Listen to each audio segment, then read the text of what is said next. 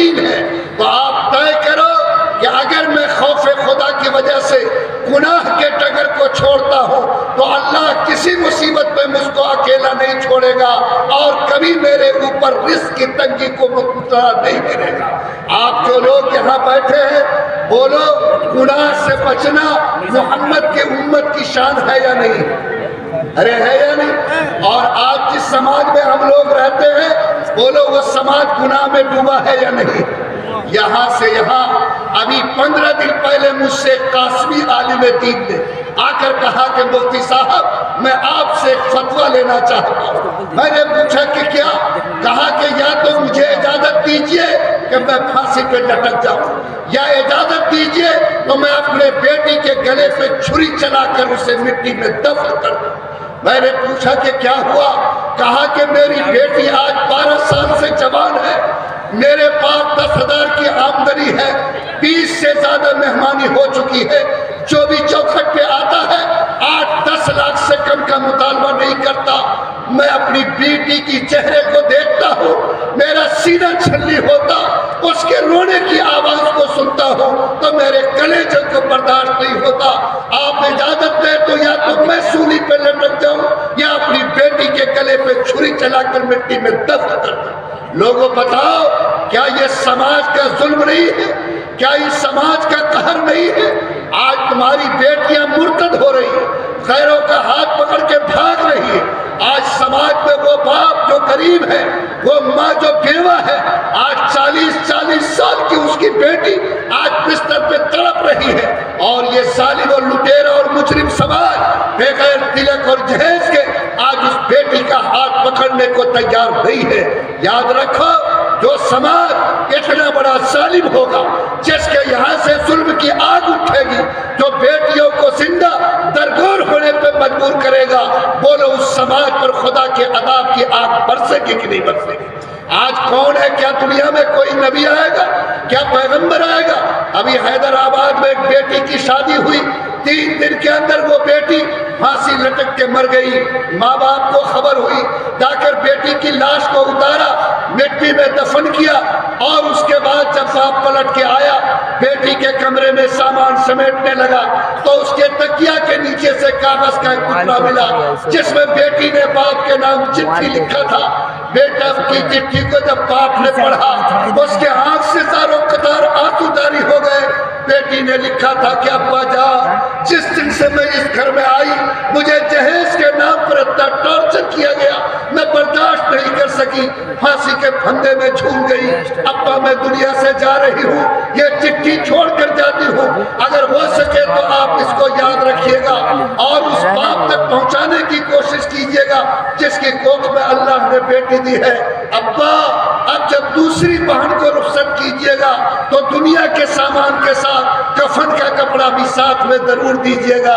معلوم نہیں کب میری طرف پھانسی پر لٹکنا پڑے، کم سے کم باپ کا دیا ہوا کفن تو ہوگا جس میں وہ بیٹی زندگی کی آخری نیند سو سکے گی۔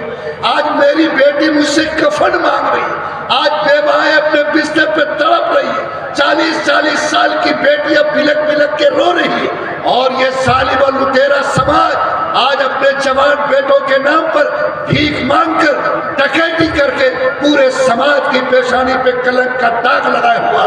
یاد رکھو جیسے چوری کا مال حرام، ڈکیتی کا مال حرام، ویسے ایک مسلمان کے لیے بیٹے کے نام پر مانگ کر لیا ہوا پیسہ اور سامان بھی حرام ہے۔ اگر تم چوری کے مال سے گھر کو نہیں سجا سکتے، اگر ڈکیتی کے مال گھر میں نہیں رکھ سکتے، لعنت ہے تمہاری زندگی پر کہ بیٹی والوں سے منہ کا کٹورا کھول کر بھیک مانگ کر جو تم نے مال لوٹا ہے وہ مال بھی تمہارے لیے چوری کے مال کی طرح حرام ہے۔ اللہ تعالیٰ مجھے فہم عطا فرمائے۔ نوجوانوں اللہ کے نام پر ہمت کو جگاؤ۔ وہ رب جس نے 9 مہینے ماں کے پیٹ میں تم کو کھلایا، پیدا ہونے سے پہلے تمہارے دودھ کا انتظام ماں کے سینے میں کیا، کیا وہ اللہ جوانی میں بغیر لوٹے، بغیر کسی سے منہ کا کٹورا کھول کر مانگے؟ بولو وہ اللہ عزت کی روٹی دے سکتا ہے کہ نہیں دے سکتا؟ یقین کرو خدا پر، تھوک دو اس باپ کے چہرے پر جو تمہیں جہیز پر مجبور کرے، گھٹک دو اس ماں کا ہاتھ جو تمہیں جہیز کی بات کرے۔ کہو کہ میں غلام پیدا نہیں ہوا، فقیر پیدا نہیں ہوا، میں عزت دار باپ کا بیٹا عزت کے ساتھ پیدا ہوا، میں کسی بیٹی کا غلام نہیں بن سکتا۔ جو رب مجھے ماں کے پیٹ میں کھلا سکتا ہے، دودھ کا انتظام کر سکتا، وہ اللہ جوانی میں مجھے عزت کی روٹی اور روٹی دے سکتا ہے۔ آج اگر ہمت ہے تو حوصلہ کرو، توبہ کرو۔ کتنے دن کھاؤ گے لوٹا ہوا مال؟ سنو، آج تم نے 1 روپیہ لوٹا ہے، 3 نسل کے اندر اس کا چکرورتی سود کے حساب سے تم کو دینا پڑے گا۔ آج یہ جہیز اس سماج پہ لعنت پڑ گئی ہے۔ لوگ کہتے کہ سرکار اجاڑ رہی ہے، دین کو چھین رہی ہے۔ بولو سرکار نے جہیز کے پرتھا پر پابندی لگائی کہ نہیں لگائی؟ آج سرکار جس میں تمہارے ساتھ کھڑی ہے، آج تو ہمارے نبی کے حکم کے بارے میں آج سرکار کا بھی قانون کھڑا ہے، لیکن ہم جیسا بے شرم مسلمان رات کی تاریکی اور دن کے اجالے میں چھپ کر آج جہیز کی بات کر کے اپنے بیٹے کے نام پر بھک منگی کرتا، اپنے بیٹے کے نام پر لوٹ مچاتا ہے۔ بولو مسلمانوں، اگر ہم سچے مومن ہیں تو کیا جہیز جیسے حرام کام سے توبہ کرنے کی ضرورت ہے یا نہیں؟ بولیے نا، ہے یا نہیں؟ کوئی مسلمان ہے جو ہاتھ اٹھا کے کہے کہ انشاءاللہ انشاءاللہ؟ ہاتھ اٹھا دو۔ جو شادی نہیں کیے وہ نوجوان اٹھا دو، جو شادی نہیں کیے اٹھا دو۔ اللہ تمہارے حوصلے کو قبول فرمائے۔ بچا لو بیٹیوں کی عزت۔ ابھی 15 دن ہوا ہے، حیدرآباد میں ایک شوہر نے اپنے اس بیوی کو آگ میں جلا دیا جس کی 3ری بیٹی پیدا ہوئی تھی۔ کیا ہوئی تھی؟ 3ری بیٹی۔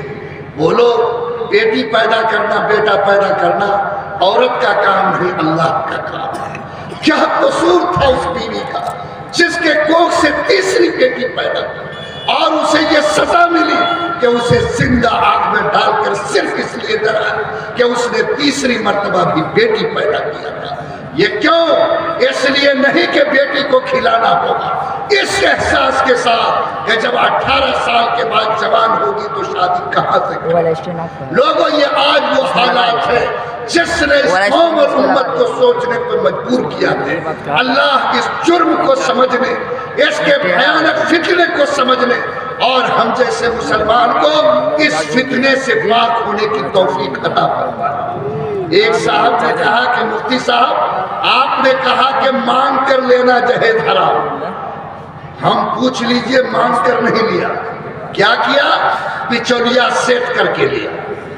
ارے سمجھ رہے ہیں؟ وہ خوب کریا کھا رہا ہے، قسم کھا سکتے ہیں، پوچھے میرے سمجھی سے ایک لفظ نہیں بولے۔ معلوم ہوا کہ بچولیا نے کان میں منتر پڑھ کے کہا ریڈی رہیے اتنا مال ملے گا۔ ایک حاجی صاحب کا معاملہ تو عجیب ہو گیا۔ میں نے اس سے پوچھا کہ بیٹا کا رشتہ لگایا ہے، کیا کچھ مال وال بھی لے رہے ہیں؟ بھڑک گئے ہم پر، کہا لاہور پڑی۔ میں اسی سال حج کر کے آیا، میرا بیٹا دیوبند میں پڑھتا ہے، میں ماں مطالبہ کروں 100 مرتبہ لاہور بلا۔ لیکن جب بیٹی والے سے پوچھا تو کہا کیا بتائیں مفتی صاحب، سمدھی حاجی صاحب تو ایسا گھما کے مانگے ہیں کہ آپ بھی چکرا جائیں۔ میں نے پوچھا کہ کیسا گھمایا؟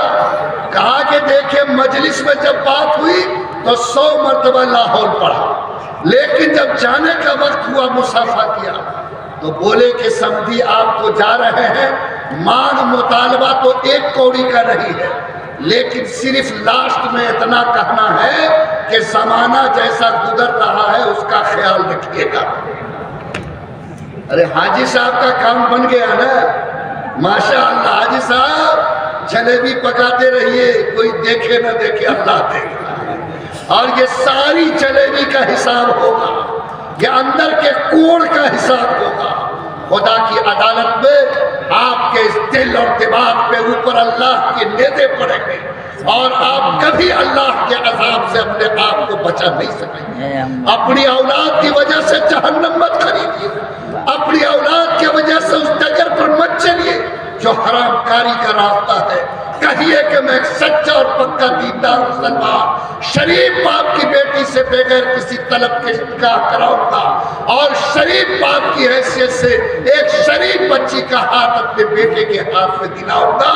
اللہ اس سرزمین کے مسلمانوں کو ایسی توفیق عطا فرمائے۔ میں کس گناہ کا چرچا کروں؟ میں منگیر کے جامع مسجد میں ہوں، میرے پاس 11:30 بجے فون آیا کہ مفتی صاحب ایک مسئلہ بتائیے۔ میں چونک گیا، میں سوچا کہ یہ مسئلہ بھی کوئی جمعہ کا ہوگا، لیکن عجیب مسئلہ تھا۔ اس نے کہا کہ میں فلاں کا چچا بول رہا ہوں۔ میں نے کہا بولیے۔ کہا کہ دیکھیے میرا بھتیجا 2.5-3 سال سے کھاتا پیتا تھا۔ کھاتا پیتا کا مطلب سمجھے بھات روٹی نہیں، دارو پیتا تھا۔ رات کچھ بیشی پی کے آ گیا، بیوی سے جھگڑا کر لیا اور اس نے نشے میں بیوی کو 3 طلاق دے دیا۔ آپ بتائیے کہ اب اس بیوی کو پلٹانے کا راستہ کیا ہو؟ ہم نے کہا کہ ہم کو جتیانے کا راستہ تو معلوم ہے، پلٹانے کا راستہ معلوم نہیں۔ بے شرم مسلمان، تمہارا بھتیجا 2.5 سال سے دارو میں مبتلا رہا، کبھی تم نے مسئلہ نہیں پوچھا۔ آج 1 گلاس دارو کی وجہ سے جب اس نے گھر میں آگ لگا دی، آج 32 سال کی بیٹی کی سوہاگ کو اس نے اجاڑ دیا، 3 بچوں کے سر سے ماں اور باپ کے سائے چھین لیے۔ پوچھو اس باپ سے جس نے 20 سال تک اس بیٹی کو پالا ہوگا، پوچھو اس باپ سے جس نے کتنی مشقت سے اس کی شادی کی ہوگی، پوچھو اس لڑکی سے جس نے اپنے لاکھوں کی عزت کو 10 سال تک اس کی چوکھٹ پہ قربان کیا۔ آج اگر طلاق کے اس ہتھوڑے سے اس کی زندگی کو کچلا گیا تو بولو خدا کا عذاب کو زمین پر آنا چاہیے کہ نہیں؟ حالات اچھے نہیں ہیں۔ آج 75% مسلمان کا بیٹا نشیڑی بن چکا ہے، نشیڑی بن چکا ہے۔ چاہے وہ دارو پیے کہ کورکس پیے، چاہے وہ جس قسم کے ٹیبلیٹ اور انجیکشن لے، آج اس نشے کی لعنت نے اس سماج کے جوانوں کو جکڑ لیا۔ لوگوں شرم آتی ہے میڈیکل کے دکان کے پیچھے جب کورکس کی سیسی توڑ کر کے پیتا ہے، انجیکشن لیتا ہے، ٹیبلیٹ کھاتا ہے، تو پوری انسانیت نہیں بلکہ شیطان کو بھی شرم آتی ہے۔ بولو کیا دارو پینا، نشہ کرنا ایک مسلمان کی اولاد کے لیے جائز ہے؟ خدا کی قسم، جس طرح سور کا گوشت حرام، سور کا پیشاب حرام، سور کا خون حرام، ویسے ہی مسلمان کے لیے دارو اور نشہ بھی حرام ہے۔ اگر تم سور کا پیشاب نہیں پی سکتے، لعنت ہے تمہاری زندگی پر کہ شراب کی چسکی لے کر اپنی زبان کو ناپاک کرو۔ فرمایا محمد الرسول اللہ نے، سنو اگر کوئی مسلمان 1 قطرہ شراب کا منہ میں لیتا ہے، جیسے ہی حلق سے نیچے جاتا اللہ کی غیرت بھڑکتی ہے اور اس کے سینے سے ایمان کے نور کو چھین لیا جاتا۔ فرمایا دنیا میں بڑا سے بڑا عذاب کر کے مرو گے، اللہ سے امید رکھو کہ سزا بھگت کے بھی جنت میں جاؤ گے۔ شراب پینے والا انسان، شراب کی عادت کے ساتھ مرنے والا مسلمان کبھی اللہ کی جنت کا چہرہ بھی نہیں دیکھ سکے گا، اللہ کی جنت کا چہرہ بھی نہیں دیکھ سکے گا۔ نوجوانوں، میں بھیک مانگتا ہوں، میں تم سے گزارش کرتا ہوں کہ آج سرکار بھی اس نشے پر پابندی لگا کر کھڑی ہے۔ کیا کہو گے رب سے؟ کہ ایک تو قرآن کی پابندی، رسول کی پابندی، سرکار کی پابندی، اور پھر اس کے بعد تمہاری یہ جرأت کہ آج 75% میرا بھائی نشیڑی بنے۔ بولو یہ اللہ کو ناراض کرنے والا عمل ہے یا نہیں ہے؟ لوگوں طے کرو، نشہ لعنت ہے، طے کرو نشہ جنت سے محروم کرنے والا عمل ہے۔ آج اس نشے کی وجہ سے جو تباہی آ رہی ہے، دیکھ کر اس کو انسان کا سر شرم سے جھک جاتا۔ ابھی کلکتہ میں ایک شخص شراب پی کے گھر میں آیا اور اپنے گھر میں داخل ہوا، اس کی ایک بیٹی اپنے کمرے میں لیٹی تھی، بیوی اپنے کمرے میں لیٹی تھی۔ یہ نشہ باز انسان کو تمیز نہیں رہی کہ یہ بیٹی کا کمرہ ہے یا بیوی کا۔ وہ اپنے بیٹی کے کمرے میں داخل ہوا، اس کی بیٹی صبح کو اپنے ماں کا ہاتھ پکڑ کر میرے قاضی کے پاس آئی، بلک بلک کے رونے لگی، قاضی صاحب میں آپ سے انصاف چاہتی ہوں، رات میرا باپ نشے میں میرے کمرے میں داخل ہو گیا، میں اس کے خون سے پیدا ہونے والی بیٹی ہوں، رات اس نے میرے ساتھ وہ سلوک کیا جو کوئی شوہر اپنی بیوی کے ساتھ کرتا۔ وہ باپ جس کے میں خون سے پیدا ہوئی، اسی نے رات نشے میں میری عزت کو اپنے ہاتھ سے لوٹ لیا۔ بتاؤ انسان شراب میں اگر کتے سے زیادہ ذلیل، حیوان سے زیادہ بدتمیز ہو جائے اور اپنی پیدا کی ہوئی بیٹی کے ہاتھ ڈال کر اس کو شرم محسوس نہیں ہو، تو بولو آسمان کو پھٹنا چاہیے کہ نہیں پھٹنا چاہیے؟ آج کون ہے جو ہمارا ہاتھ پکڑے گا؟ کون ہے جو اس سماج کو اس دلدل سے نکالے گا؟ نوجوانوں، کوئی پیغمبر نہیں آئے گا، جاگو، توبہ کرو، اس کار حرام سے اپنے کو روکو، اللہ کے سامنے اپنے کو منہ دکھانے کے قابل بناؤ، سماج کو ڈوبنے سے بچاؤ، سماج کی نیا کو پار لگاؤ۔ اگر تم نے ہمت نہیں کی تو یاد رکھو اللہ کے عذاب کو اترنے سے تم نہیں روک سکتے۔ آج جو صورتحال سماج میں بگڑتی جا رہی، آج اس کو دیکھ کر انسان کے دل دکھتے ہیں اور یہ شرم آتی کہ کیا کیا جائے۔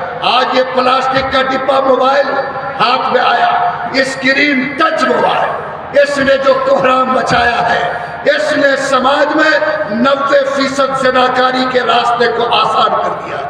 آج جا کر پوچھو، یہ موبائل جو تمہیں نعمت کے طور پر ملا تھا، اس سے تم کانٹیکٹ بناتے، اچھی چیزوں کو پھیلاتے، اس کے ذریعے اپنے بزنس کو بڑھاتے۔ یہ موبائل آگ تھا، آگ کا اگر صحیح استعمال کرو گے گھر کا کھانا پک جائے گا، جاڑے میں گرمی ملے گی، ذرا سی چوک ہو جائے تو گھر جل کے راکھ ہو جائے گا۔ آج ہمارے نوجوانوں نے اس موبائل کے ذریعے اپنے گھر اور زندگی کو چلا لیا۔ 8 گھنٹے سڑک کے کنارے بیٹھ کر موبائل سے کھیلتا ہے، 2 بجے رات تک لحاف اوڑھ کر اس کے نیچے گندی تصویروں سے اپنی آنکھ کو سینکتا، بلو فلمیں دیکھتا، دوسروں کی بہو بیٹی سے باتیں کر کے آج زناکاری کے راستے کو آسان کرتا۔ نوجوانوں، شرم کرو۔ آج باپ کے ہاتھ کے نیچے بیٹی کی عزت محفوظ رہی، بھائی کے ہاتھ کے نیچے بہن کی عزت محفوظ رہی۔ سماج اس کگار میں پہنچ چکا کہ دیکھ کر انسانیت کا سر شرم سے جھکتا ہے۔ کیا بتاؤ، بدکاری کرنا، زنا کے گناہ میں مبتلا ہونا کیا سماج کے لیے لعنت کی بات ہے یا نہیں ہے؟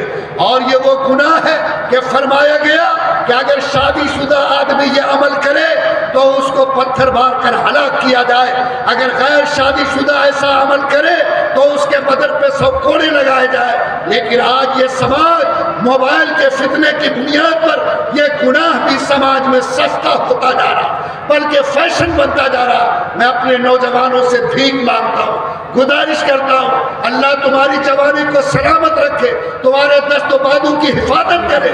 طے کرو کہ یہ ہاتھ عزت کے لوٹنے کے لیے نہیں، بلکہ دوسرے کے عصمت پر عزت کی چادر ڈالنے کے لیے، سماج کی بیٹیوں کی آبرو کو بچانے کے لیے۔ اور یہ حوصلہ اگر تم نے پیدا کیا تو آج یہ خطرناک بیماری، یہ مرض اور یہ سنگین گناہ سے یہ سماج پاک ہو رہے گا۔ یاد رکھو، جس سماج میں یہ گناہ پیدا ہو وہ سماج کبھی اللہ کی برکات سے منور نہیں ہو سکتا ہے۔ اللہ میرے جگر کو صاف کرے۔ اللہ کے نبی طائف فتح ہونے کے بعد بیٹھے ہوئے ایک صحابی آئے، جوان انسان، 30-35 سال کا ہٹھا کٹھا، بولا کہ اللہ کے پیغمبر، میں آپ سے تنہائی میں کچھ بات کرنا چاہتا۔ نبی تنہائی میں گئے تو کہا، اے اللہ کے رسول، میں آپ پر ایمان لا چکا ہوں، میں آپ کی ساری باتوں کو مانوں گا، لیکن مجھ کو ایک گناہ کی اجازت دیجیے۔ نبی نے فرمایا، گناہ کی اجازت؟ کہا ہاں۔ کہا کون سا گناہ؟ کہا مجھے بدکاری کی لت لگی ہوئی ہے، میں اس کو نہیں چھوڑ سکتا، مجھے دوسروں کی عزت سے کھیلنے کی عادت ہے، میں صبر نہیں کر سکتا۔ اللہ کے نبی کے چہرے کا رنگ بدل گیا، آپ نے اس کو اپنے پاس بلایا، اپنا ہاتھ اس کے سینے پر رکھا، کہا کہ بیٹا میں تم سے ایک سوال کرتا ہوں، اس کا جواب دو، اگر دل مطمئن نہیں ہوگا پھر ہم تم سے بات کریں گے۔ بولا، اللہ کے رسول کیا سوال؟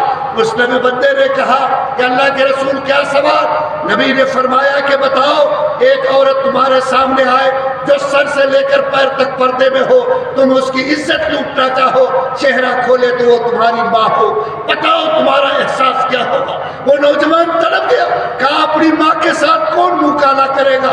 کہا اگر وہ تیری بیٹی ہو، کہا اس کے ساتھ بھی ہمت نہیں کر سکتا، کہا اگر وہ تیری بہن ہو، کہا اس کے ساتھ بھی جرأت نہیں کر سکتا۔ نبی نے فرمایا کہ اگر کوئی تیری ماں کی عزت پر ہاتھ ڈالے، تیرے کان کو خبر لگ جائے تو بولو تیرا احساس کیا ہوگا؟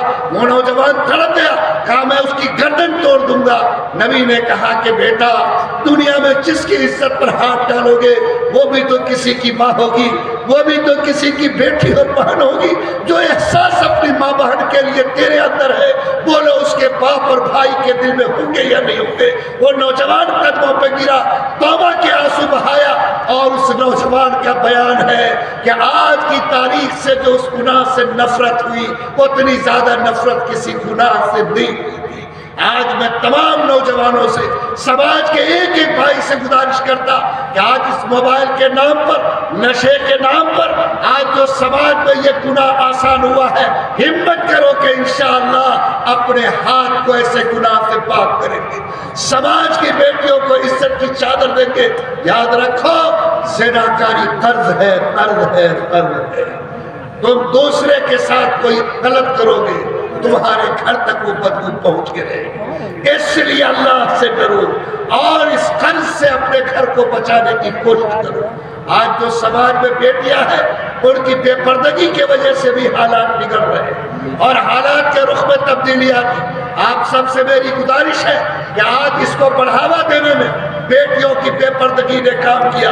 آپ سچے مسلمان ہو، یاد رکھو، جیسے مسلمان کے لیے نماز پڑھنا فرض ہے، ویسے بیٹیوں کے لیے پردہ کے ساتھ رہنا بھی فرض ہے۔ اگر وہ اس کا خیال نہیں رکھیں گی تو جیسے ہی بے نمازی زندگی بھر گنہگار، ویسے ہی بے پردہ خاتون بھی اللہ کے نزدیک گنہگار ہے۔ آپ میں سے جو نوجوان ہیں، جو میرے بھائی ہیں، وہ اللہ کے نام پر طے کرو جو کہ بیٹی بہن تمہارے گھر میں ہے، اگر وہ نکلے تو اس شان کے ساتھ نکلے کہ اس کا لباس گواہی دے کہ اس کا رشتہ محمد الرسول اللہ صلی اللہ علیہ وسلم سے ملتا ہے۔ اگر یہ پردے کا سسٹم لاگو کرو گے، اپنے گھروں میں اس نظام کو مضبوط کرو گے، تو اللہ تعالیٰ بہت سارے گناہوں سے رکنے کا راہ آسان بنائے گا۔ بس میرے بھائیوں، میں اگر گناہ کی گنتی کروں، آج آپ تھک جائیں گے، میں آپ سے کیا کیا عرض کروں۔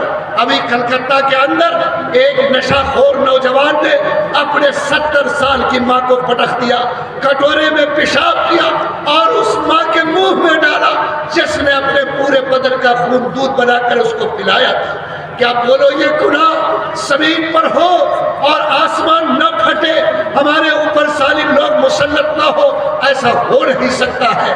وہ ماں باپ جن کے جسم بوڑھے ہیں، ہاتھ میں جھریاں ہے، جن کے کوکھ سے تم نے پیدا لیا، جس باپ نے دھوپ میں تب کر لقمہ کھلایا، آج کوئی بیٹا اس ماں کے آنکھ میں آنسو لائے، اس باپ کے دل کو توڑے، یاد رکھو اس سے بڑھ کر جہنمی انسان نہیں ہو سکتا۔ باپ کے پیر کے نیچے، ماں کے پیر کے نیچے تو جنت ہے، اس جنت کو تلاش کرو اور اس جنت کو پانے والا انسان ہی اللہ کی جنت کا حقدار ہو سکتا۔ خبردار، جس کو بھی ماں باپ کا سایہ ملا، اس کو دل سے اس کی قدر کرو کہ اپنی زندگی کی سانس چلتے ہوئے کبھی ماں کے آنکھ میں آنسو نہیں آنے دیں گے، باپ کے دل کو ٹوٹنے نہیں دیں گے۔ لوگوں یاد رکھو، یہ سب سنگین گناہ ہے جو کرونا سے زیادہ خطرناک، کینسر سے زیادہ مہلک ہے۔ اگر سماج کو اس دلدل سے نہیں نکالا تو ہم اللہ کی رحمت کے حقدار، حالات کو بدلاؤ کے قابل نہیں بنا سکتے۔ بس میرے بھائیوں، جو لوگ بھی یہاں بیٹھے ہیں، کیا میں ان سے وعدہ لے سکتا ہوں کہ آج سے جہیز کا دروازہ بند ہوگا، آج سے نشے کے دروازے بند ہوں گے، آج سے بیٹیوں کے سر پہ پردے اور آنچل آئیں گے، آج کے بعد انشاءاللہ کوئی بھی سماج کا بھائی آج زنا جیسے گناہ کی جرات نہیں کرے گا۔ آج سے ہم سب لوگ جئیں گے تو انشاءاللہ اس حیثیت کے ساتھ جئیں گے کہ ہم اپنے ماں باپ کے آنکھ میں کبھی آنسو نہیں آنے دیں گے۔ بولو ہم سب لوگ کیا ہاتھ اٹھا کر اس کا عہد کر سکتے ہیں؟ اللہ توفیق عطا فرمائے۔ لوگ بہت ہیں، ان کی بیانات ہونے ہیں، میں نے تو گزارش کی ہے، حالات بدلیں گے، اللہ کے اشارے سے بدلیں گے، ہمارے اعمال پاکیزہ ہوں گے، اللہ کی طرف سے فیصلے ہمارے حق میں ہوں گے۔ دو کام کرو، جہاں رہو جڑ کر رکھنے والے، جوڑنے والے دل سلمان پڑھ کے رہو، جہاں رہو اپنی زندگی کو گناہ سے پاک رکھنے والے مسلمان بنو۔ میں مدرسہ انوار العلوم، کیا نام ہے، انوار الاسلام کے ذمہ دار کو، خاص طور پر مفتی اخلاق صاحب اور دوسرے لوگوں کو دل سے مبارکباد دیتا۔ اتنے حفاظ کرام یہاں سے تیار ہوئے۔ میں جانتا ہوں کہ اسکول کے گود میں مدرسہ ہے، لیکن ایمانداری سے بتاؤ کہ الحمدللہ کا مقام بلند ہے کہ ABCD کا بلند ہے؟ ارے الحمدللہ کا بلند ہے. جتنی بڑی ذات اللہ کی ہے اتنا ہی بڑا مقام اللہ کی کتاب پر. کیا یہ جھول پیدا ہوگا؟ مدرسہ دبے ABCD وہاں چلا جائے؟ یہ عقل کی کمزوری ہے. سب سے پہلی ترجیح مدرسے کے مقام کو دی جائے گی. سب سے پہلی ترجیح الحمدللہ کی تلاوت کو دی جائے گی. میں مدرسے کے ذمہ داروں سے، مدرسے کے منتظمین سے، گاؤں کے جو لوگ ذمہ دار ہیں ان سے کہتا ہوں کہ اللہ کے نام کو بلند رکھیے، اللہ کی کتاب کو بلند رکھیے، مدرسے کے مقام اور حیثیت کو بلندی دیجیے. کبھی مدرسے کی شان کو کسی کے سامنے جھکنے مت دیجیے. اگر آپ نے یہ اہتمام کیا تو یہ مدرسہ جو آج اتنے سارے پھل دے رہا ہے انشاءاللہ اس سے زیادہ 10 گنا پھل دے گا. یاد رکھو مدرسہ جہاں سے نبی کا نام چپک جائے وہ رسول اللہ کا گھر ہے. بولو نا کس کا گھر ہے؟ رسول اللہ کا. اس کی دیوار، اس کے ستون سب اللہ کے رسول کے ہیں. اگر اس پر آنچ آئی، اگر کسی نے اس کو چھوٹا کرنے کی کوشش کی، اگر کسی دنیا کے مقابلے میں اس کو ترجیح دیا تو یاد رکھو وہ شخص رسول اللہ کے سامنے مجرم بن کر کھڑا کیا جائے گا.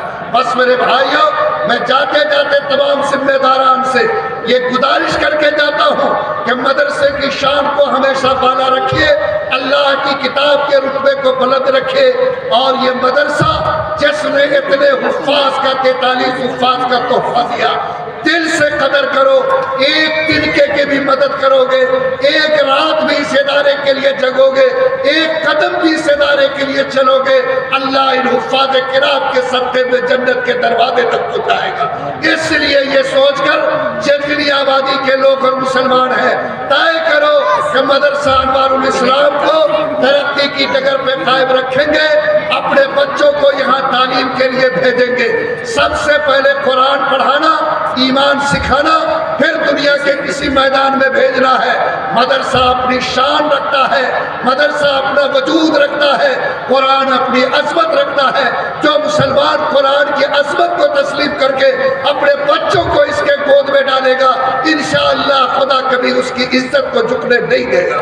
اس لیے جو لوگ یہاں بیٹھے ہیں مدرسے کے اعتبار سے میں نے 2 گزارش کی ہے. نمبر 1، اس مدرسے کی شان کو بالا رکھیے اور کبھی اس مدرسے کی شان کو کسی کے سامنے کم ہونے مت دیجیے. دوسرے، یہ مدرسہ جو قرآن کا فیض بانٹ رہا ہے، اللہ کی کتاب بچوں کو پڑھا رہا ہے، دل سے رشتہ جوڑیے. جب کبھی آواز دے اپنے قدم اور ہاتھ اور دست و بازو سے اس کی مدد کیجیے.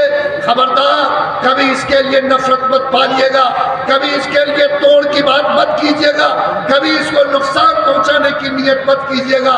اللہ جزائے خیر دے ان تمام مسلمان کو جنہوں نے اس مدرسے سے دل کا رشتہ قائم رکھا. اللہ آئندہ بھی سب کو دل کا رشتہ قائم رکھنے کی توفیق عطا فرمائے.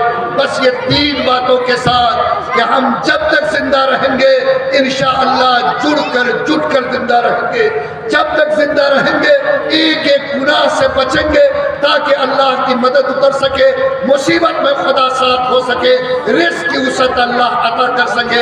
اخیر میں میں نے گزارش کی کہ مدرسہ انوار الاسلام کو تابندہ بنانا ہے، زندہ اور پائندہ بنانا ہے. اس کے لیے ہر قربانی کے لیے کھڑا رہنا ہے.